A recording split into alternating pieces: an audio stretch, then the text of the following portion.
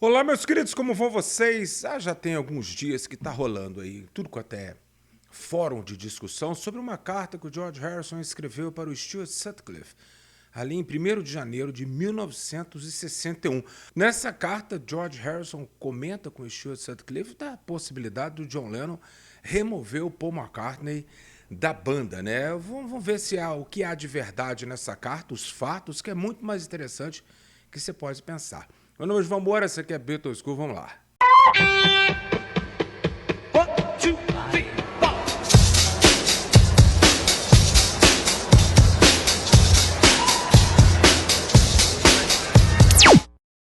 Olá, meus queridos, o que foi que aconteceu? O que foi que aconteceu logo de cara? Vamos olhar a carta, depois a gente vê os fatos ao redor dela, tá? Eu deixei ela separada aqui, eu vou traduzir livremente, mas eu vou deixar lá na tela para você ir acompanhando também, né? A carta começa lá em cima, tá lá Upton Green, número 25, né, onde o George Harrison morava, não era mais em Arnold Grove, né, em Speke, né. Aí tá Liverpool, 24, com o código sexta-feira, 1º de janeiro, né. Então vamos lá, depois eu dou um contexto para vocês do que estava acontecendo ali em janeiro de 61. Então ele começa com o querido Stu, eu espero que você esteja bem aí, né, ok, com a Astrid, né. Eu vi sua mãe e seu pai há alguns dias, né? E eles estavam muito satisfeitos em me ver, né? Eu acho que sua mãe se preocupa um pouco com a ideia de você estar noivo, né? A sua nova casa é fabulosa e seu pai estava muito ocupado adicionando, né, alguns toques finais à pintura, né? Me mostraram o seu quarto, é, o que é mais ou menos do tamanho daquele que você ocupava em Gunberry Terrace, onde que o John e o Stuart moravam, né, antes deles irem para Hamburgo. E eles nunca... não, e eles mudaram também as suas pinturas, a sua cama, etc, né? Eu gostei das suas pinturas e papapá. Então aí vem a parte que é importante pra caramba, né? O John está pensando em substituir o Paul no baixo ou se livrar dele, né? O Paul não consegue tocar baixo e desde que você saiu de vez, aí ele coloca um ponto de interrogação, né? O George não sabia se o chute ia sair de vez ou não. Não há sentido em mantê-lo, né? Gostaria que você voltasse para casa. E se você não voltar por enquanto, por favor, manda algum dinheiro para poder manter os colecionadores felizes. Então, essa aí é a carta, né, do George pro Stuart, né? O que tem de interessante aí? O que tem de interessante, lógico, é essa coisa do John querer substituir o Paul. Agora vamos... Essa carta, ela, por muito tempo, ela ficou no Hard Rock Café, na Alemanha, né? Eu não sei em qual cidade, né? E essa carta, supostamente, ela foi escrita... Não há dúvida que ela foi escrita pelo George, né? Então, a tal de Ruth Myers, né, que é especialista em caligrafia, tal. Então, em 2010, eles colocaram até essa carta a leilão, onde que eles verificaram que era realmente a caligrafia do George Harrison, né? Mas há um sinão nessa história de que essa carta talvez ela tenha sido escrita no final dos anos 70. Aí você fala, por quê? Porque o George, talvez ele não tivesse mais a original, ou talvez a original estivesse num estado assim lastimável, né? Porque ela deveria estar com a família do Stuart, sendo que o George escreveu para o Stuart. E há diversas cartas entre o George e o Stuart, né? É só você procurar facilmente no Google que você vai achar aí.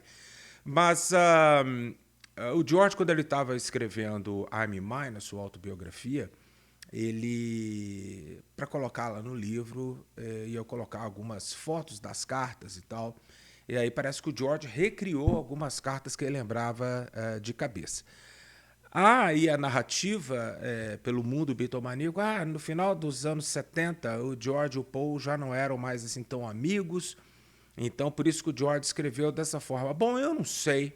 O George Harrison, ele sempre rezou na cartilha da história, de como a história realmente aconteceu e de não mudar fatos históricos, né? Ele sempre falava, né, que se conseguiram mudar a história dos Beatles tantas vezes, imagina como não mudaram a Bíblia, como não mudaram o livro de história, né, e tudo mais. Então o George tinha isso aí. Se a carta foi escrita no final dos anos 70, não há problema algum. O George estava com rusgas com o Paul também. A gente também não sabe, a gente não conhece tão bem assim como o George e o Paul estavam. Não eram próximos, mas também inimigos não eram. Eram sócios de diversas coisas em relação aos Beatles, né? Bom, enfim. Agora voltando no tempo mesmo, né? Quando os Beatles voltam de Hamburgo pela primeira vez, né? Vocês conhecem bem a história, o Paul e o Pete voltaram porque eles supostamente botaram fogo na camisinha ali dentro do quarto onde que eles ficavam ali do Bruno Kushmida, tinha providenciado para ele, um chiqueiro. E aí, como eles iriam tocar em outro lugar, eles sairiam do Kaiserkeller e iriam tocar no Top Ten, eles foram lá buscar suas coisas, né? E aí, como a lâmpada estava quebrada, eles pegaram uma camisinha, segundo o Paul McCartney e o Pete Best contam a mesma história. Eles colocaram a camisinha num prego, botaram fogo para ver se iluminava um pouco aquele, nem pode chamar aquele de quarto, né? Aquele cômodo de cimento ali com as camas, para eles poderem pegar as coisas dele e tal. Bom, aí o Bruno Kushmida denunciou eles à polícia e aí eles foram presos e deportados. O George já havia sido deportado alguns dias antes por conta de ser menor de idade, porque o Bruno Kushmida dedou ele para a polícia, para a imigração, né? Então, por fim, o Stuart decide ficar na Alemanha com a Astrid, né? Como a gente pôde ver aqui na carta do George, o George comenta, né? Porque a mãe do Stuart jamais gostou da Astrid por ela ser alemã, e a mãe do Stuart tinha vários traumas da Segunda Guerra Mundial, então o alemão bom para ela era alemão morto, né? Então ela não estava nem um pouco satisfeita com isso aí. Já em relação ao John, o John foi o único que ficou em Hamburgo por querer. Ele tinha acabado de comprar a sua Rickenbacker, né, de 1958, né, ele compra ali em 60, e ele também comprou um amplificador Fender, então ele gastou todo o dinheirinho que ele tinha ali, né? A teoria, eu sou daqueles que acham a teoria que ele vendeu a sua Hofner Club Forte para poder comprar a Rickenbacker ou para poder voltar para Liverpool, né? Porque ele passa um tempo tocando com outras bandas, até com Tony Sheridan, né? Já o Paul e o Pete, quando eles voltam para Liverpool, cada um voltou para sua própria casa, né? O Pete Best, ele junto com sua mãe, ele começou a tentar bucar shows, porque o Casbah era o Porto Seguro, eles poderiam tocar, porque pertencia à mãe dele, né? Então, mas eles queriam ganhar dinheiro em outros locais e tudo mais. Mas a banda estava meio que acabada. Antes deles voltarem, quando o George Harrison...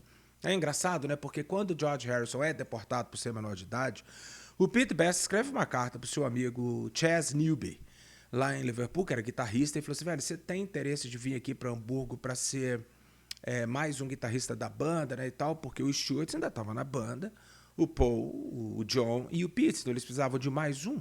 Então o Chas Newby meio que aceita, mas aí acontece essa coisa do Pete e do Paul serem deportados. Então quando eles voltam para Liverpool e o Stuart decide ficar, há o grande momento onde que o Jim McCartney, o pai do Paul, ele fala, bom, voltar para o colégio agora, você já atrasou muita coisa, vai demorar alguns meses, em casa à toa, moleque, tu não vai ficar não. Então primeiro ele coloca o Paul para trabalhar para fazer entregas, né, na Speed Prompt Deliveries, né? Ele meio que conta essa fase da vida dele naquela música dele, On My Way to Work, né? E ele ali era o segundo cara do caminhão, ele ficava fazendo entrega pro Liverpool e tal. E depois disso o pai dele consegue colocar o Paul para aprender lá a fazer bobinas e tal, papapá, como é que era o nome? Era do Jim Gilvey, era Massey and Coggins em Liverpool. Então o Paul começa a trabalhar ali, então quando ele conta pro pessoal que trabalhava com ele que ele era cantor, que ele tocava guitarra, o pessoal apelidou ele de Mantovani, né? Então o Paul estava ali ocupado, trabalhando, né? O John, ele volta com a Cynthia, ele volta com a mão na frente e outra atrás, né? Ele não tinha dinheiro para nada, ele queria ficar com a Cynthia morava num quarto alugado, né, e tal, então o John tinha que morar com a tia Mimi, né? Ali em Man Love Avenue, né? E ali ele começou realmente a pensar, falou assim, pô, olha o momento que eu tô, né? Voltei para casa sem dinheiro algum, né? Com uma guitarra americana cara, uma Rickenbacker, e também com um amplificador Fender, tudo muito caro, né? E ele começou a repensar, pô, já tô com 20 anos, né, e tal, talvez não seja música, não seja para mim, e tudo mais e tal. Então o George Harrison um dia, ele vai aos Correios para pegar uma carta do Stuart. Isso foi no final de 1960, né? Eles trocavam muita carta. E aí ele vai até o Jacaranda, ele é apresentado ali para o Bob Wooler, né? Então aí o George vê o John sentado dentro do jacaranda. Ué, você tá aqui? O que houve? Você voltou? Ele falou, voltei. Há quanto tempo? E o John já tinha voltado, meus queridos, quase há um mês. E ele não entrou em contato com o Pete, com o Paul e com o George. Isso tudo está no livro Tune In, do Mark Lewison, né? Então, o John fala, eu pensei bem, vamos continuar com a banda e tudo mais, mas a gente tem que ser um pouco mais sério e tal. Então ele pede ajuda ao Bob Wooler. O Bob Wooler fala com ele, eu consigo para vocês tocarem na hora do almoço, no Cavern. Né? Então aí o John ficou todo, falei, é a grana, vai ser todo dia e tal. Então era quase que um emprego, né? Então o George cai para dentro, o Pete também, né? E até esse momento o baixista passou a ser o Chas Newby, que era amigo do Pete Best. E estava substituindo o Stuart até o Stuart voltar. Então o Chas ele jamais foi assim, realmente um Beatle. Ele tocou com os Beatles, né? Ficou nessa coisa do Stuart voltar. Só que essa dúvida se o Stuart ia voltar ou não, o John confrontou o Paul. E falou, aí o Paul falou assim, na hora do almoço não tem como eu tocar, cara. Eu tenho meu trabalho, tal. Então o John, é famosa essa história, que o John ele fala com o Paul, falou assim, cara, ou eu trabalho, né? O Paul falou assim, mas é meu pai que tá me forçando. Ele falou assim, dane-se pro seu pai, você vai ter que escolher entre os Beatles ou seu pai. E o Paul pediu um tempo para pensar. Talvez neste momento, no 1º de janeiro, o George escreve, a gente está pensando em substituir o Paul, porque o Paul não serve como baixista, ele também não quer tocar baixo e tal. E nesse momento tinha o Chas Newby, que poderia ser esse substituto, né?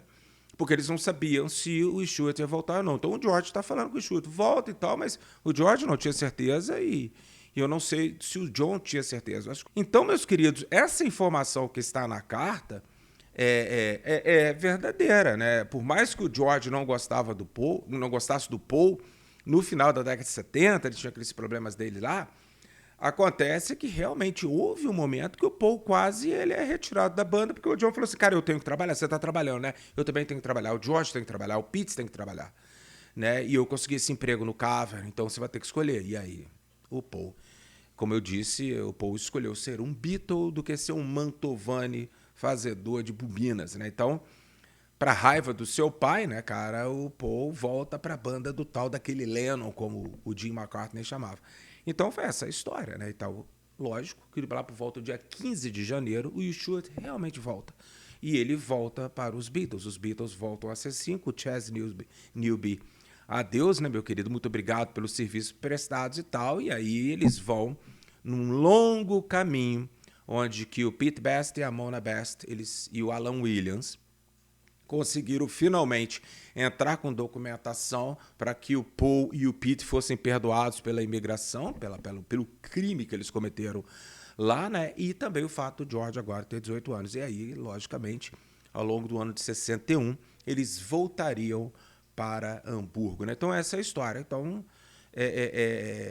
dê uma lidinha na carta depois, se vocês quiserem, eu vou deixar o link dela no primeiro comentário abaixo do vídeo, né? Mas se a carta foi reescrita, só concluindo, né? Se a carta foi reescrita pelo George, tudo bem, mas o que contém nela é escandaloso só para quem não conhece a história dos Beatles, como tem várias pessoas por aí, né? Se você conhecer, se você estudar um pouquinho, você vai ver que essa afirmação do George Harrison de que o John estava querendo se livrar do Paul ou substituí-lo era de fato. Não aconteceu, graças a Deus. Um grande abraço para vocês, se cuidem.